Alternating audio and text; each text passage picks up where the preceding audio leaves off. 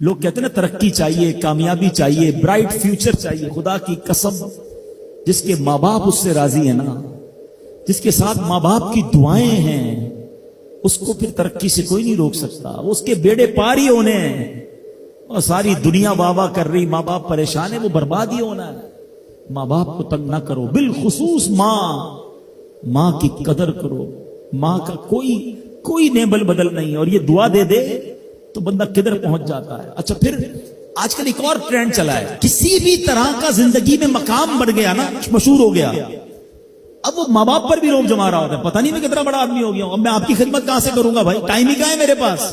ان کو کبھی یہ روب مت جمانا. ارے آج اگر کچھ بن بھی گئے ہو نا، یہ انہی کی دعائیں تھیں، اور ان کو کہہ رہے ہو بڑا آدمی ہو گیا. حضرت موسیٰ کلیم اللہ علی نبینا علیہ الصلوۃ والسلام، کتنا بڑا مرتبہ ہے. اور آپ نے ایک بار اللہ کریم کی بارگاہ میں عرض کیا، مولا مجھے جنت میں اپنا پڑوسی دیکھنا ہے. ارشاد کیا ہوا کہ اے موسیٰ، جنت میں تیرا جو پڑوسی ہے وہ ایک فلاں علاقے کا کسائی ہے. آپ حیران ہو گئے، آپ نے کہا مولا مجھے ملنا ہے. ایڈریس بتایا گیا، آپ چلے گئے وہاں پر. ایک نوجوان نے دروازہ کھولا، آپ اندر گئے. گھر میں گئے تو دو بوڑھے ماں باپ، بوڑھی شخصیات تھی. انہوں نے حضرت موسیٰ کو دیکھا، آپ کی رسالت کی گواہی دی، اور دونوں دنیا سے چلے گئے. وہ نوجوان کسی کام سے گیا، جب واپس آیا اپنے دونوں والدین کو دیکھا کہ دونوں کا انتقال ہو گیا ہے. تو کہا ہو نہ ہو آپ حضرت موسیٰ علیہ الصلوۃ والسلام. حضرت موسیٰ نے کہا میں نے تو نہیں بتایا کہ میں کون ہوں، تمہیں کیسے پتا چلا؟ کہا میرے ماں باپ روزانہ دعا کرتے تھے کہ یا اللہ اس وقت تک موت نہ دینا جب تک حضرت موسیٰ کا دیدار نہ کر لے. آپ ہمارے گھر آئے ہیں، آپ کو انہوں نے دیکھا ہے، یہ چلے گئے دنیا سے، آپ ہی حضرت موسیٰ. حضرت موسیٰ نے فرمایا بتاؤ کچھ اور بھی دعا کرتے تھے؟ کہا میں اپنے بوڑھے ماں باپ کیونکہ چبا نہیں سکتے تھے، روز ان کو دیوالے چبا چبا کر کھلاتا تھا.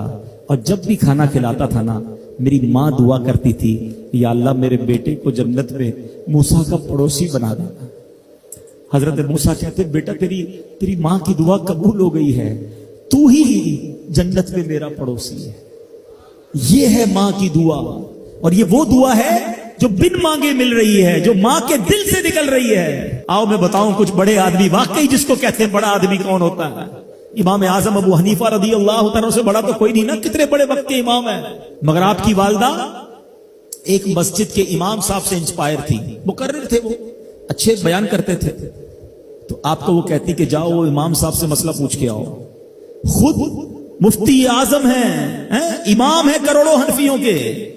ماں کو یہ نہیں کہا کہ ماں پتہ نہیں میں کتنا بڑا مفتی ہوں، تم مجھے مسجد کے امام کے پاس بھیج رہی ہو. آج تو یہ ڈائریکٹ جواب دے دیتے ہیں نا، مجھے پتہ نہیں میں کون ہوں، مجھ سے بحث کر رہی ہو، اتنی کتابیں پڑھی، ماں تم نے تو پڑھا ہی کچھ نہیں. ابو جان آپ کو دنیا کا کیا پتا، مجھے پتا ہے. سنو امام اعظم، یہ ایسے نہیں بنتے بڑے لوگ. ماں کو کہتے ٹھیک ہے ماں، مسجد کے امام کے پاس جاتے، اس مقرر کے پاس جاتے. وہ کہتا حضور آپ مجھ سے مسئلہ پوچھنے آئے، آپ دنیا کو مسئلے بتاتے ہیں. کہ کیا کروں، ماں نے بھیجا ہے.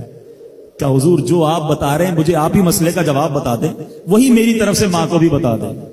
ایک بار ماں نے کہا کہ میں خود جا کر پوچھوں گی، پھر بھی امام اعظم نے منع نہیں کیا. اچھا کئی میل کا سفر تھا. امام ابو یوسف کہتے ہیں ہم نے خود دیکھا کوفہ کی گلیوں میں کہ امام اعظم اس خچر یا اس سواری کے لگام تھامے ہوئے ہیں، ماں اس پر سوار ہے اور وہ بازار میں اسے لے کے جا رہے ہیں. ماں کو یہ نہیں کہا کہ ماں تم مجھے تکلیف دے رہی ہو، وہ میرا شاگردوں کا بھی شاگرد ہے، اس کو کیا پتا جو مجھے پتا ہے. اللہ اکبر. ماں جاتی ہیں، مسئلہ پوچھتی ہیں، واپس آتی ہیں. امام اعظم ماں کو کچھ نہیں کہتے. یہ ہوتا ہے ماں کی فرما برداری. آج دیکھو دنیا ان کے گن گا رہی ہے. سیدنا بایزید بستامی رضی اللہ تعالیٰ عنہ، کتنا بڑا نام ہے، اولیاء کے سردار ہیں. دیکھو ماں کی خدمت کیسی کرتے تھے. آپ کی والدہ نے سردیوں کی رات تھی، سخت سردی کی رات، آپ سے پانی مانگا.